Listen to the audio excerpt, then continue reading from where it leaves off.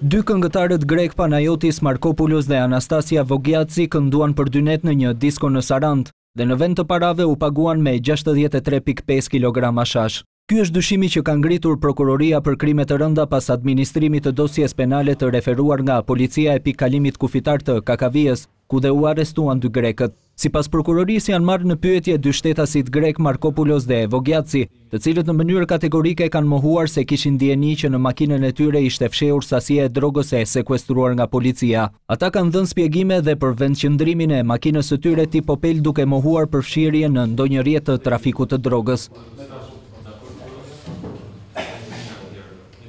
Pavarësisht pretendimeve të dy të dyshuarve grek, hetuesit kanë marrë në pyetje edhe pronarët e lokalit ku këngëtarët kanë kënduar për 2 netët e fundjavës.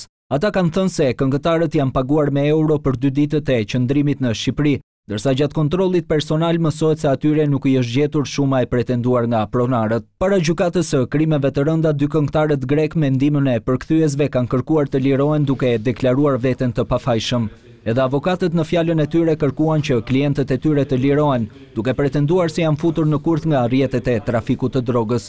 Ky pretendim u kundërshtua nga prokurorët duke theksuar se 2 shtetasit greke janë arrestuar në flagrancë, pasi në mjetin e tyre u gjetën dhe u sekuestrua sasia e drogës.